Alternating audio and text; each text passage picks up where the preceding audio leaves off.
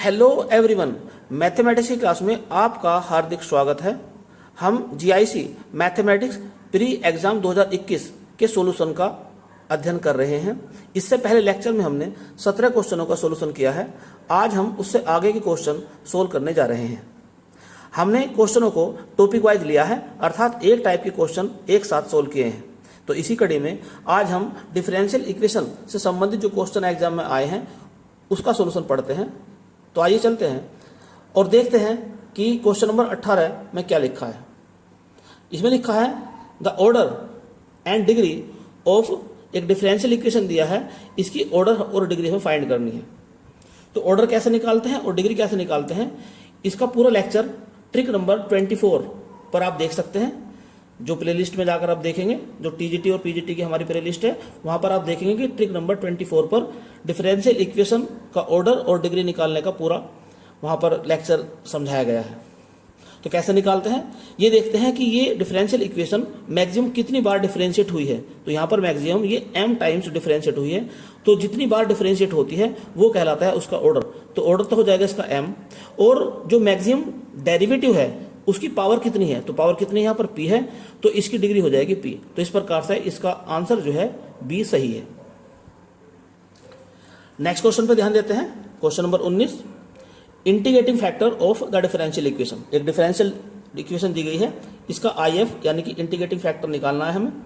तो ये एक लीनियर डिफरेंशियल इक्वेशन होती है जो इस फॉर्म में होती है dy/dx plus py is equal to q, और यहाँ पर p और q दोनों ही x के फंक्शन होते हैं। तो अगर इस डिफरेंशियल इक्वेशन से इसकी कंपेयर की जाए तो यहाँ पर हम देखते हैं कि p की वैल्यू आती है -10x और q की वैल्यू निकल कर आती है -2 sin x। अब इंटीग्रेटिंग फैक्टर निकालने का फॉर्मूला होता है e की पावर p dx।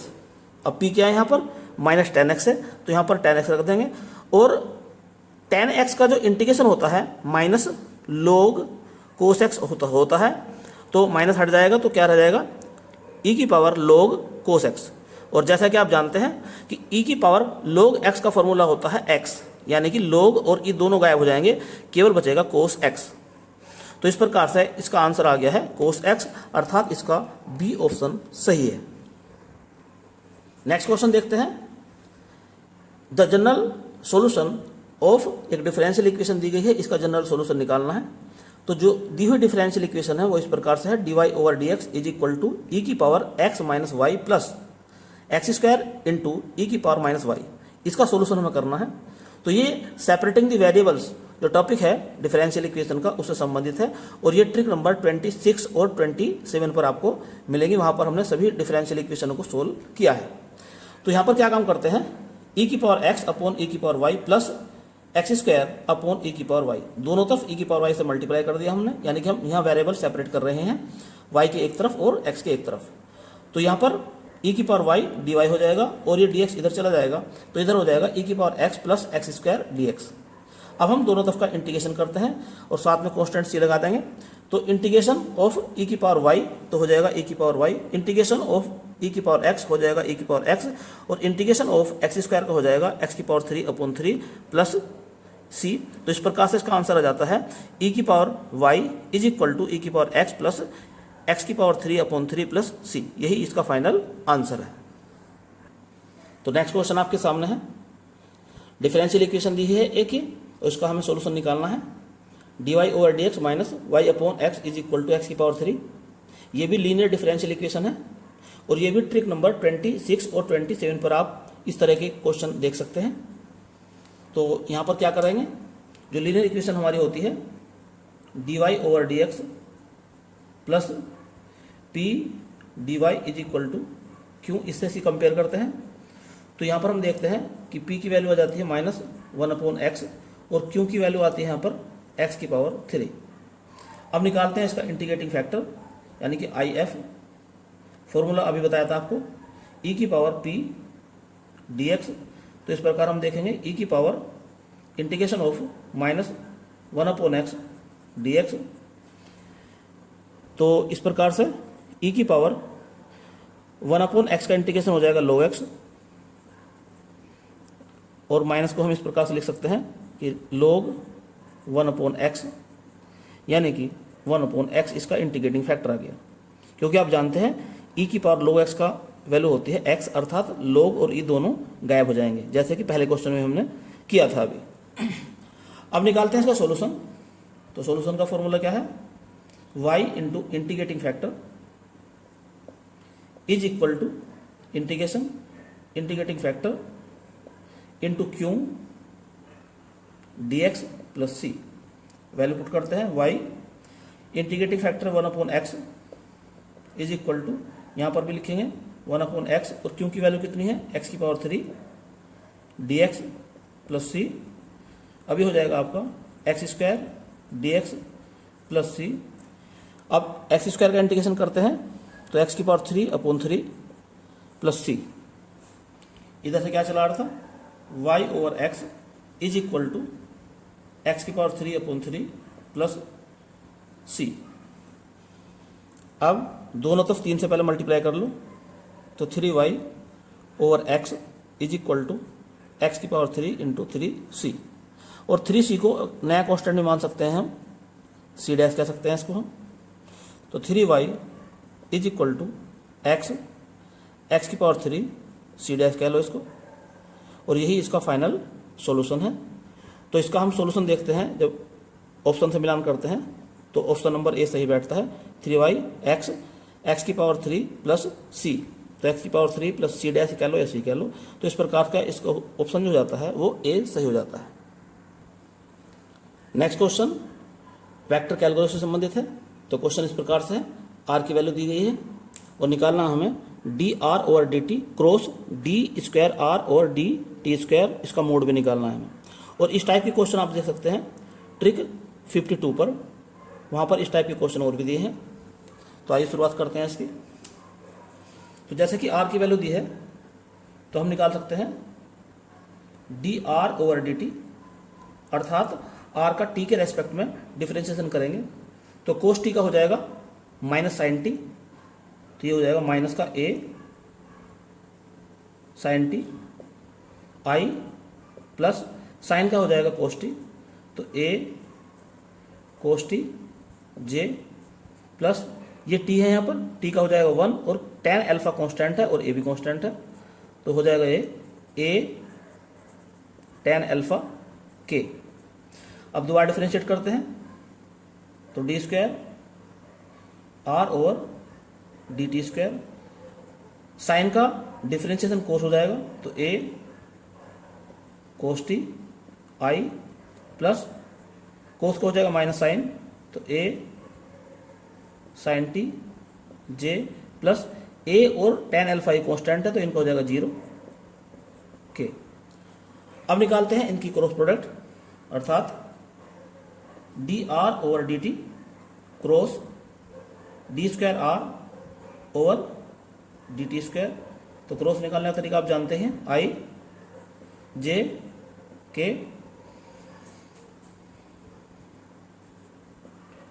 डिटरमिनेंट बनाते हैं ये। तो dr/dt में देखते हैं पर i का कोफिशिएंट क्या है, j का कोफिशिएंट क्या है और k का कोफिशिएंट क्या है, उनको यहाँ पर लिखेंगे। तो माइनस a साइन टी और ये है a cos t और ये है a tan अल्फा। नीचे d²r और dt² के अंदर जो i j और k के कोफिशिएंट है वो यहाँ लिखेंगे। तो minus a cos t minus a sine t और ये है 0। अब इसको हम सिंप्लीफाई करते हैं तो हमें क्या मिलेगा, तो a² sine t tan alpha i plus minus a² cos t tan alpha j plus a² k। आप सोल्व करेंगे तो ये आपको मिल जाएगा। अब निकालते हैं इसका मोड, क्योंकि यहाँ पर क्या निकालना, मोड निकालना हमें। तो mode of dr/dt cross d²r over dt²। Mode निकालने का ट्रिक आप जानते ही हैं कि i का जो कोफिशिएंट है इसका स्क्वायर प्लस जे के कोफिशिएंट का स्क्वायर प्लस के कोफिशिएंट का स्क्वायर करेंगे, अर्थात इसका स्क्वायर करेंगे हम A square sine t tan alpha का square plus minus A square cos t tan alpha का स्क्वायर प्लस ए स्क्वायर का स्क्वायर और सारे का लगा देंगे अंडर रूट। सिंप्लीफाई करने के बाद में ये आ जाएगा आपका ए स्क्वायर सेक अल्फा। तो इस प्रकार से इसका ऑप्शन डी सही है। नेक्स्ट इंपॉर्टेंट क्वेश्चन आपके सामने है। इस क्वेश्चन में यूनिट नॉर्मल वेक्टर निकालने के लिए कहा गया है और इस टाइप के क्वेश्चन आप ट्रिक नंबर जो 50 दी हुई है हमारी उस पर आप देख सकते हैं, वहाँ पर ये टॉपिक सविस्तार समझाया गया है। तो आइए देखते हैं कैसे निकालते हैं इसको। तो सबसे पहले जो सरफेस की इक्वेशन है उसे लिखते हैं हम। तो एफ एक्स वाई जेड, तो सरफेस की इक्वेशन दी है x square plus 4 y square minus 3 z square minus 2 is equal to 0। ये दे रखी है सरफेस की इक्वेशन। अब निकालते हैं इसका, इस surface per unit normal vector निकालते हैं। तो सबसे पहले निकालते हैं सरफेस पर नॉर्मल वेक्टर निकालते हैं एन, यह है सरफेस पर नॉर्मल वेक्टर। और ट्रिक इसकी ये है डेल एफ यानी कि I del F over del X plus J del F over del Y plus K del F over del Z. ये इसका तरीका है निकालने का। तो ये जो एन वेक्टर है ये इस सरफेस पर एक नॉर्मल वेक्टर है। फिर हम निकालेंगे इसका यूनिट वेक्टर। तो एफ को हम करते हैं एक्स के रेस्पेक्ट में, तो क्या मिलेगा हमें, जब एफ को हम एक्स के रेस्पेक्ट में करेंगे, पार्शियल कर रहे हैं, तो 2x हो जाएगा यहाँ पर केवल, बाकी सब 0 हो जाएंगे। इसी प्रकार से एफ को करेंगे फिर y के रेस्पेक्ट में, तो केवल 8y हो जाएगा, बाकी सब 0 हो जाएंगे। और इसी प्रकार से जब हम f को z के रेस्पेक्ट में करेंगे तो माइनस का 6z बचेगा केवल, बाकी सब 0 हो जाएंगे। अब उसने कहा है कि वेक्टर जो निकालना है हमें इस पॉइंट पे निकालना है। तो सबसे पहले क्या काम करेंगे, इस पॉइंट की वैल्यू इसमें रख देंगे। तो एट पॉइंट 1 1 1 यानी कि इसमें x के स्थान पे 1, y के स्थान पे 1 और z के स्थान पे 1 रख देंगे। तो n की जो वैल्यू मिलेगी हमें वो मिल जाएगी 2i plus 8j minus 6k। और यहाँ से चाहते हैं, यहाँ से हम 2 कॉमन निकाल सकते हैं। तो क्या मिल जाएगा हमें i plus 4j minus 3k।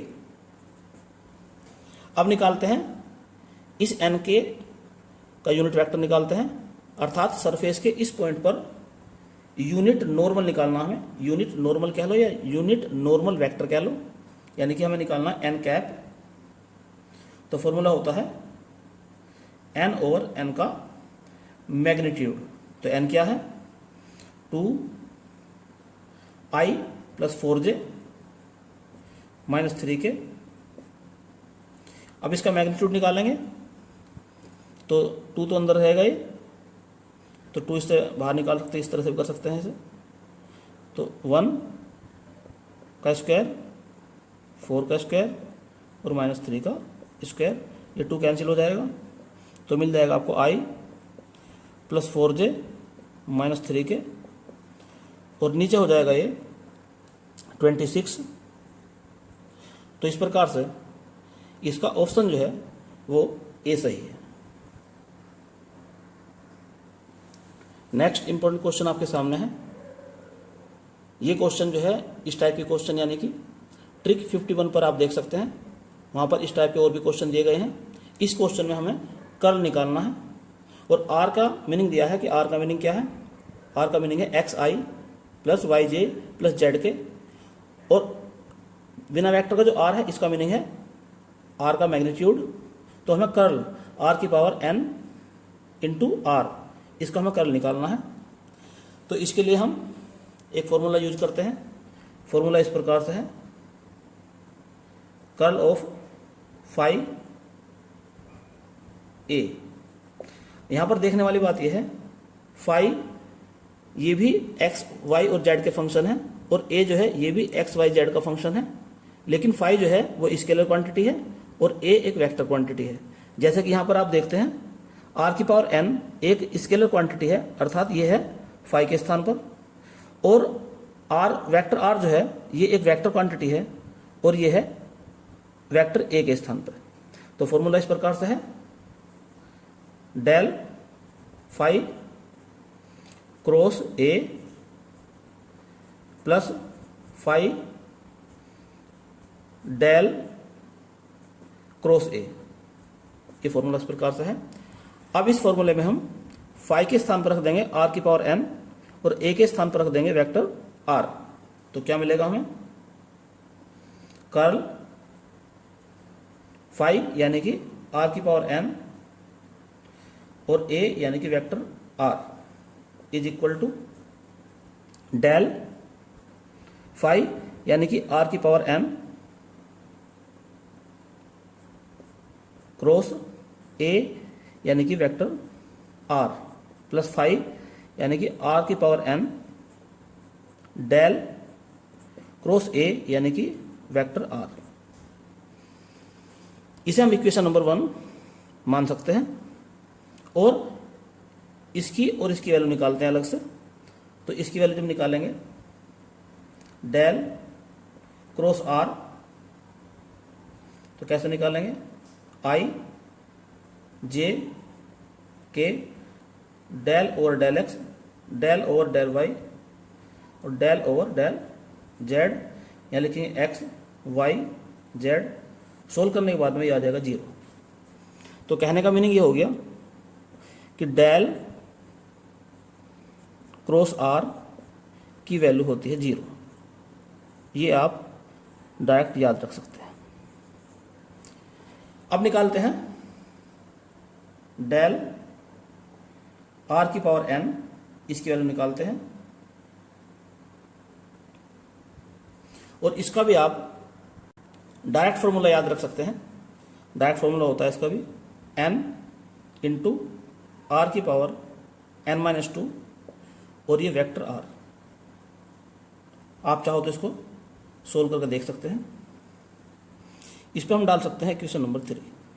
अब इक्वेशन नंबर 3 और इक्वेशन नंबर 2 की वैल्यू यहाँ पर पुट करेंगे, तो क्या मिलेगा हमें, कर्ल ऑफ आर की power n vector r is equal to, यहाँ पर रख देंगे हम एन इंटू आर की power n minus 2 vector r cross vector r plus r की पावर एन और इसकी वैल्यू है 0, या 0 वेक्टर भी लगा सकते हैं। और आर क्रॉस आर यानी कि दो समान वेक्टरों की जब क्रॉस करते हैं तो उसकी वैल्यू भी 0 होती है। तो इस प्रकार क्या देखते हैं हम कि ये 0 हो जाएगा और ये भी 0 हो जाएगा। तो फाइनली इसका आंसर आ गया 0, यानी कि इसमें ए ऑप्शन सही है। नेक्स्ट इंपॉर्टेंट क्वेश्चन आपके सामने है, if V is volume enclosed bye a closed surface S and F की वैल्यू दे रखी है यहाँ पर। तो इसने कहा है कि सरफेस इंटीग्रेशन निकालना है इसका हमें, F डॉट N, ये इसकी वैल्यू हमें निकालनी है। तो इसके लिए हम यूज करते हैं डाइवर्जेंस थ्योरम का। डाइवर्जेंस थ्योरम इस प्रकार से है, यानी कि डाइवर्जेंस थ्योरम जो है वो सरफेस इंटीग्रेशन को वॉल्यूम इंटीग्रेशन में कन्वर्ट कर देती है। तो ये सरफेस इंटीग्रेशन था, इसको हमने वॉल्यूम इंटीग्रेशन में कन्वर्ट कर दिया। अब यहाँ पर हम F की वैल्यू रखते हैं, तो ट्रिपल इंटीग्रेशन F की वैल्यू क्या है, और डाइवर्जेंस F का अर्थ होता है डॉट डेल डॉट F की वैल्यू दे रखी है xi plus 2yj plus 3zk, और ये बाहर इधर dv है,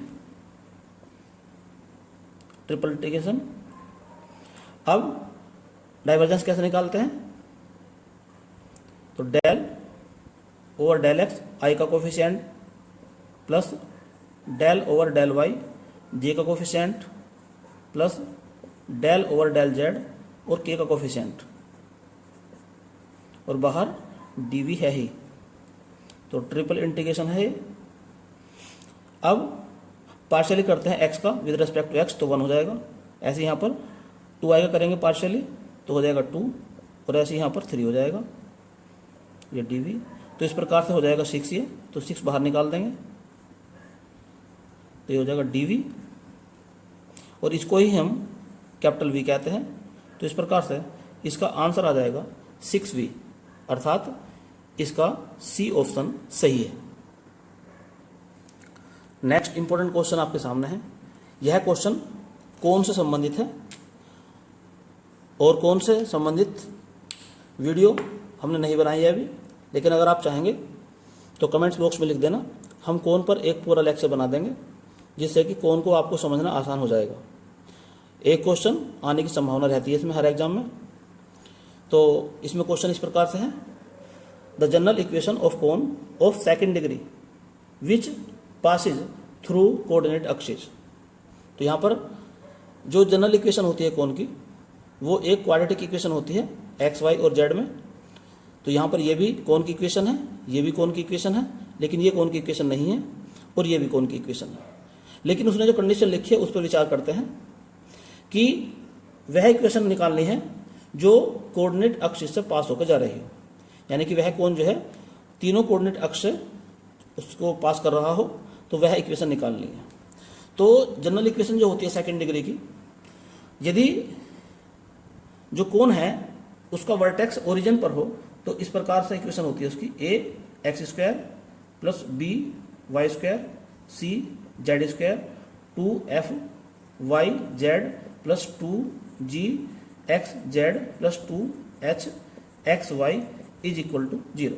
यानी कि ये एक होमोजीनियस सेकंड डिग्री की होमोजीनियस इक्वेशन है। यहाँ पर भी x की पावर 2 है, यहाँ पर भी y की पावर 2 है, यहाँ पर भी 2 है, यानी कि यहाँ पर भी डिग्री 2 है, यहाँ पर भी डिग्री 2 है, यहाँ पर भी डिग्री 2 है, यहाँ पर भी डिग्री 2, यानी कि प्रत्येक टर्म के अंदर सेम डिग्री है। तो ये होमोजीनियस इक्वेशन है सेकंड डिग्री की, और ये कोन को रिप्रेजेंट करती है, और इसका जो वर्टेक्स होता है वो ओरिजिन पर होता है। लेकिन यहाँ पर क्या कहा गया है कि ये जो इक्वेशन है वह इक्वेशन में फाइंड करनी है जो कोऑर्डिनेट एक्सिस से पास हो रही हो। तो एक्स अक्ष की जो डायरेक्शन कोसाइन होते हैं, direction cosine of x axis वो होते हैं 1 0 0, यानी कि इस इक्वेशन में हम x के स्थान पे 1, y के स्थान पे 0, z के स्थान पे 0 रखेंगे ताकि हमें a का मान निकल जाएगा यहाँ से। तो a का मान कितना आ जाएगा यहाँ पर 0। इसी प्रकार से डायरेक्शन कोसाइन निकाल सकते हैं हम वाई एक्स के लिए, तो ये हो जाएगा 0 1 0, तो यहाँ से b की वैल्यू 0। इसी प्रकार से जेड एक्स के लिए 0 0 1, और यहाँ से c की वैल्यू आ जाएगी 0, और ये तीनों वैल्यूज में पुट कर देंगे तो हमें क्या मिलेगा, इक्वेशन फिर हमें ये प्राप्त हो जाएगी f y Z plus g x Z plus h x Y is equal to 0। अर्थात यह ऐसे कोण की इक्वेशन है जिसका वर्टेक्स तो ओरिजिन पर है और जो कोऑर्डिनेट एक्सिस को पास करती है। तो इस प्रकार से इसका ऑप्शन डी सही है। नेक्स्ट इंपॉर्टेंट क्वेश्चन आपके सामने है। यह क्वेश्चन पीजीटी 2021 में भी आया था। इस टाइप की क्वेश्चन इंपॉर्टेंट क्वेश्चन है। ये भी कौन से संबंधित है, तो क्या कहा है इसने, the equation of right circular cone whose vertex is the origin, यानी कि उस राइट सर्कुलर कोन की इक्वेशन में निकालनी है जिसका वर्टेक्स ओरिजिन है और जिसकी अक्ष जो है वो जेड अक्ष है और सेमी वर्टिकल एंगल है उसका अल्फा। तो एक्चुअल में तीन कंडीशन है।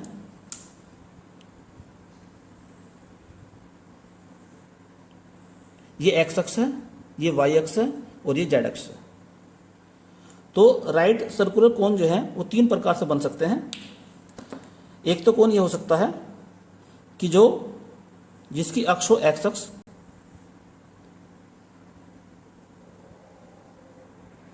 तो यदि उसकी अक्ष एक्स अक्ष है और सेमी वर्टिकल एंगल अल्फा है तब इसकी इक्वेशन हो जाएगी y square plus z square is equal to x square tan square alpha. और यदि इसकी अक्ष वाई अक्ष हो तब इक्वेशन हो जाएगी z square plus x square is equal to y square tan square alpha. और यदि इसकी अक्ष जेड एक्सिस हो तब इसकी इक्वेशन हो जाएगी x square plus y square is equal to z square tan square alpha. तो ये तीन कंडीशन है। अब क्वेश्चन के अकॉर्डिंग देखते हैं। क्वेश्चन में लिखा है कि उसकी जो अक्ष है वो जेड अक्ष है और उसका वर्टेक्स कहाँ पर है, ओरिजिन पर है। तो यानी कि ये वाली कंडीशन है, इसमें वर्टेक्स तो है ओरिजिन पर और अक्ष है इसकी जेड एक्सिस। तो यानी कि जो इसकी इक्वेशन हो जाएगी कौन की, x square plus y square is equal to z square tan square alpha हो जाएगी। तो इस प्रकार से इसका ऑप्शन जो है वो सी सही है, क्योंकि पहले और दूसरे में टेन नहीं है, ना ही तीसरे में टेन है। टेन केवल सी में है और वो भी टेन किसके साथ में होना चाहिए, जेड के साथ में होना चाहिए। जो पीजीटी में क्वेश्चन पूछा गया था वो भी इसी टाइप का क्वेश्चन था। तो वहां पर भी देखने वाली बात ये थी कि अगर एक्स अक्ष उसकी अक्ष है तो इक्वेशन ये हो जाएगी, और अगर वाई अक्ष उसकी अक्ष है तो इक्वेशन ये, और अगर जेड अक्ष उसकी अक्ष है तो इक्वेशन ये हो जाएगी। तो इस प्रकार से हम ये कह सकते हैं कि इसका ऑप्शन सी ही सही है। नेक्स्ट इंपॉर्टेंट क्वेश्चन आपके सामने है। यह क्वेश्चन प्लेन से संबंधित है और इससे संबंधित जो और क्वेश्चन है वो ट्रिक नंबर 44 पर आप देख सकते हैं। तो वहाँ पर प्लेन के बारे में सविस्तार पूर्वक समझाया गया है। तो यहाँ पर जो क्वेश्चन है वो इस प्रकार से है। एक लाइन की इक्वेशन दी गई है। यह जो लाइन है ये प्लेन को से मिलती है, एक प्लेन की इक्वेशन दी गई है। तो पॉइंट ऑफ इंटरसेक्शन क्या होगा, तो इसके करने के दो तरीके हैं। एक तो जो प्रॉपर तरीका है, एक इसकी शॉर्ट ट्रिक है। तो पहले हम जो प्रॉपर तरीका है उससे करते हैं, उसके बाद में आपको इसकी शॉर्ट ट्रिक बताएंगे जिसके द्वारा आप इसका आंसर सेकंडों में निकाल सकते हैं। तो सबसे पहले क्या काम करेंगे, जो लाइन की इक्वेशन दी गई है x minus 2/3 is equal to y minus 3/4 is equal to z plus 5/-5, इसको हम r के इक्वल रख लेंगे और यहाँ से x, y और z के वैल्यू निकालेंगे। तो हम क्या देखते हैं, यहाँ पर 3 की मल्टीप्लाई यहाँ करेंगे तो 3r, 2 इधर जाएगा तो प्लस का 2 हो जाएगा। तो x की वैल्यू निकल कर आ जाएगी इस प्रकार से 3r प्लस 2। अब y की वैल्यू निकालते हैं, 4 इधर जाएगा तो 4r, 3 इधर जाएगा प्लस 3। अब z की वैल्यू निकालते हैं तो माइनस का 5r और माइनस का 5, इसे हम इक्वेशन नंबर 1 डाल सकते हैं। अब ये जो x, y और z की जो वैल्यू हमने निकाली हैं, ये जो प्लेन की इक्वेशन है इसमें इसकी वैल्यू पुट कर देंगे, क्योंकि हमें निकालना है पॉइंट ऑफ इंटरसेक्शन। तो पॉइंट ऑफ इंटरसेक्शन निकालने का यही तरीका है कि आप x, y, z की वैल्यू निकाल के वो प्लेन की इक्वेशन में रख दें। तो x के स्थान पे क्या रखेंगे हम, 3r प्लस 2 प्लस 3, y के स्थान पर रखा जाएगा 4r प्लस 3 और z के स्थान पर रखा जाएगा माइनस के 5r minus 5 plus 4 is equal to 0। और यहाँ से सोल्व करने के बाद में हम r की वैल्यू निकालेंगे। तो 3r plus 2 plus 12r plus 9 plus 25r plus 25 plus 4 is equal to 0। तो यहाँ से हम देखते हैं 3, 15 और 40r प्लस ये 40 हो जाएगा इज इक्वल टू 0, यानी कि r की वैल्यू आ जाएगी -1। अब r की ये वैल्यू इस इक्वेशन में रख देंगे, यानी कि x, y, z की वैल्यू निकाल लेंगे। तो x की वैल्यू आ जाएगी -3 प्लस 2 यानी कि -1, y की वैल्यू आ जाएगी -4 प्लस 3 इज इक्वल टू -1 और z की वैल्यू आ जाएगी माइनस ये प्लस 5 हो जाएगा और -5 इज इक्वल टू 0। तो इस प्रकार से जो पॉइंट ऑफ इंटरसेक्शन आ जाता है -1 और 0 आ जाएगा। तो इस प्रकार से इसका ऑप्शन जो है वो ए सही हो जाएगा। अब देखते हैं इसकी शॉर्ट ट्रिक। शॉर्ट ट्रिक में क्वेश्चन को एक बार दोबारा ध्यान से देखते हैं। उसमें लिखा है कि ये लाइन की इक्वेशन है, ये प्लेन की इक्वेशन है और इन दोनों का पॉइंट ऑफ इंटरसेक्शन हमें निकालना है। अब जो ऑप्शन दे रखे हैं, मान लो उसका पॉइंट ऑफ इंटरसेक्शन ये है, तो ये जो पॉइंट है ये लाइन की इक्वेशन को और प्लेन की इक्वेशन को दोनों को सेटिस्फाई करेगा। तो हम देखते हैं कि जो पॉइंट, पहला ऑप्शन लेके चलते हैं हम, और जो प्लेन की इक्वेशन है इसमें x के स्थान पर क्या रखेंगे -1, y के स्थान पर रखेंगे -1 और z के स्थान पर रखेंगे 0 इसमें प्लेन की इक्वेशन में। तो क्या मिलेगा हमें -1 + 3 -1 -5 × 0 + 4। अब वैल्यू निकालते हैं इसकी, तो कितना हो जाएगा -4 + 4 = 0। यानी कि जो प्लेन की इक्वेशन है पहले पॉइंट ने ही उसको सेटिस्फाई कर दिया, तो इसलिए इसका ऑप्शन ए सही है। अगर ये सही नहीं आता तो आप चेक कर लेना, बाकी जो 3 ऑप्शन हैं वहाँ पर आपको 0 नहीं मिलेगा, अर्थात वे पॉइंट इसको सेटिस्फाई नहीं करेंगे। तो इस प्रकार से आप शॉर्ट ट्रिक के द्वारा भी इस क्वेश्चन को सोल्व कर सकते हैं और आंसर निकल कर आ जाएगा इसका ए। इस टाइप की शॉर्ट ट्रिक हमने और भी बना रखी है, तो आप प्ले लिस्ट में जाकर वहाँ पर देख सकते हैं। नेक्स्ट इंपॉर्टेंट क्वेश्चन आपके सामने है, distance between the planes. 2 plane की इक्वेशन दी है, इनके बीच की डिस्टेंस निकालनी है।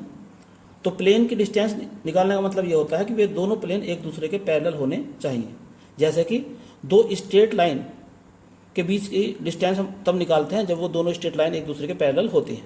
बिल्कुल इसी टाइप का एक क्वेश्चन है ये भी, और ये भी आपको ट्रिक 44 पर इस टाइप के क्वेश्चन मिलेंगे। तो यहाँ पर देखने वाली बात क्या है कि क्वेश्चन में यहाँ पर लिखा था 3x और यहाँ पर लिखा था 6y, जो गलत लिखा था तो मैंने सही करके क्वेश्चन लिख दिया है। तो अब हम क्या काम करेंगे, जो पहला इक्वेशन है प्लेन की वो लिखते हैं 2x + y + z = 1। दूसरे प्लेन की इक्वेशन भी इसी प्रकार से लिखेंगे, अर्थात हम इसको 3 से डिवाइड कर देंगे। तो क्या मिलेगा 2x + y + z = 2/3। अब ये 2 प्लेन की इक्वेशन दी गई है, इनके बीच की हमें डिस्टेंस फाइंड करनी है। तो डिस्टेंस निकालने का फॉर्मूला ये है कि जो प्लेन की इक्वेशन जनरल इक्वेशन होती है ax + by + c z = d, ये होती है। d इधर भी हो सकता है। अब इस पे ध्यान देते हैं कि d दोनों प्लेन के लिए d की वैल्यू पॉजिटिव है या d की वैल्यू निगेटिव है या पॉजिटिव निगेटिव है। केवल इस बात पर ध्यान देते हैं कि d की वैल्यू समान है या विपरीत है, अर्थात या तो दोनों पॉजिटिव हों या दोनों निगेटिव हों। अगर दोनों पॉजिटिव हैं तो जो बड़ी वैल्यू है उसमें से छोटी वैल्यू माइनस कर देंगे, और यदि दोनों विपरीत हैं, एक पॉजिटिव है एक निगेटिव है, तो फिर दोनों को ऐड कर देंगे, माइनस चिन्ह पे ध्यान नहीं देंगे, उनको ऐड कर देंगे। इसके बारे में पूरा एक्सप्लेनेशन हमने ट्रिक नंबर 44 पर समझा रखा है। तो अगर 2 प्लेन की इक्वेशन है इस प्रकार से ax + by + cz = ये d1 है। दूसरा प्लेन इस प्रकार से है ax + by + cz = d2। इनके बीच की हमें डिस्टेंस निकालनी है p। तो फॉर्मूला होता है d1 + d2 upon a² + b² + c² का √।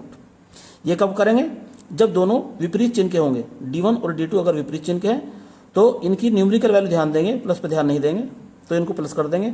और अगर दोनों सेम चिन्ह के हैं तो माइनस करेंगे फिर। तो यहाँ प्लस भी हो सकता है माइनस भी हो सकता है।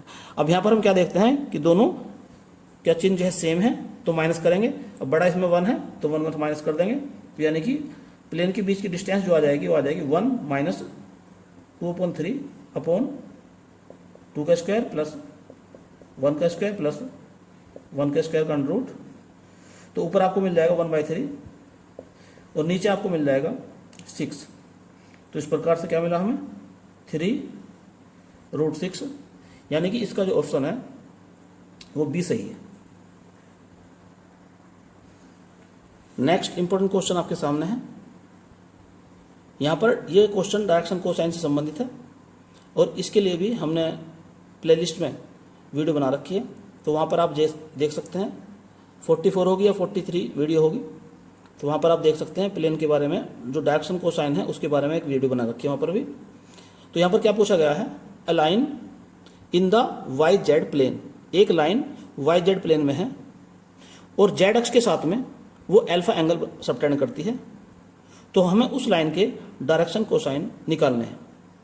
एक्चुअल में किसी भी लाइन के डायरेक्शन कोसाइन को हम एल, एम और एन से रिप्रेजेंट करते हैं और फॉर्मूला होता है इसका cos alpha, cos beta, cos gamma. ये अल्फा बीटा गामा क्या है? अगर हम इस लाइन को इस प्रकार रिप्रेजेंट करें, ये एक्स एक्सिस है, ये वाई एक्सिस है, ये जेड एक्सिस है, और ये जो लाइन है जिसके डायरेक्शन कोसाइन हम निकालना चाहते हैं, यदि वो लाइन इस प्रकार से हो और ये लाइन एक्स एक्स के साथ में अल्फा एंगल बनाती हो, वाई एक्स के साथ में बीटा एंगल बनाती हो और जेड एक्स के साथ में गामा एंगल बनाती हो, तो इस लाइन के, ये जो लाइन ओ ए है, इसके डायरेक्शन कोसाइन लिखे जाएंगे l is equal to cos alpha, m is equal to cos beta, n is equal to sine gamma. अब यहां पर क्या लिखा है क्वेश्चन में? क्वेश्चन में लिखा है कि एक लाइन वाई जेड प्लेन में है। तो पहले हम वाई जेड प्लेन बनाते हैं। तो मान लो ये वाई है और ये जेड प्लेन है। तो कोई लाइन है यहां पर इस प्रकार से, ओ ए लाइन मान लो इसको। लिखा है क्वेश्चन में ये जेड एक्स के साथ में अल्फा कोण बनाती है। तो आप सोचिए जरा कि ये y के साथ में कितना एंगल बनाएगी। तो y के साथ में एंगल बना देगी ये 90 माइनस अल्फा, और z के साथ जो इसका एंगल होगा, सॉरी x के साथ जो इसका एंगल होगा वो हो जाएगा आपका 90 डिग्री, क्योंकि x अक्ष जो है वो xy प्लेन के परपेंडिकुलर है, तो यानी कि एंगल हो जाएगा 90 डिग्री। तो इस प्रकार से l का जो मान है वो इस प्रकार निकाल सकते हैं हम कि कोस अल्फा, अल्फा का मीनिंग होता है एक्स अक्ष के साथ में बना हुआ कोण, और एक्स अक्ष के साथ में कितना कोण बन रहा है? 90 डिग्री का। तो कोस 90 यानी कि 0। अब m लेते हैं, कोस बीटा, बीटा का मीनिंग है कि वह लाइन y अक्ष के साथ में कितना एंगल बनाती है। तो यह लाइन OA y अक्ष के साथ में एंगल बनाती है 90 माइनस अल्फा। तो यहाँ लिखेंगे 90 माइनस अल्फा यानी कि साइन अल्फा। और तीसरा हो जाएगा कोस गामा। गामा का मीनिंग है जेड अक्ष के साथ में यह लाइन कितना कोण बनाती है। तो ये जो स्ट्रेट लाइन है जेड अक्ष के साथ में कोण बनाती है अल्फा। तो यहाँ पे लिखेंगे हम अल्फा। तो इस प्रकार से इस लाइन की जो डायरेक्शन कोसाइन होगी 0 साइन अल्फा कोस अल्फा हो जाते हैं, यानी कि इसका ऑप्शन ए सही है, यानी कि पहला विकल्प इसका सही है। तो इस वीडियो में केवल इतना ही, बाकी क्वेश्चन नेक्स्ट वीडियो में हम सोल्व करेंगे। जब पूरा क्वेश्चन सोल्व करते हैं तो उसका ये फ़ायदा मिलेगा आपको कि पूरा कोर्स एक साथ कवर हो जाएगा, अर्थात पूरे कोर्स का रिवीजन हो जाएगा। तो जब किसी भी एग्ज़ाम के लिए आप तैयारी कर रहे हैं तो क्वेश्चन पेपर को पूरे को सोल्व करो पर डे, ताकि आप पूरा सिलेबस कवर कर सकें। तो उम्मीद करता हूँ कि आज की यह वीडियो आपको बेहद पसंद आई होगी। यदि ये पसंद आई हो तो इसे लाइक और शेयर करें और कमेंट्स बॉक्स में लिख के अपनी राय भी बताएं। और यदि चैनल को आपने अभी तक सब्सक्राइब नहीं किया है तो चैनल को सब्सक्राइब कर लें और साथ ही साथ बेल आइकन का बटन भी दबा दें, ताकि समय समय पर आपको नई नई और महत्वपूर्ण जानकारियाँ प्राप्त होती रहें। धन्यवाद।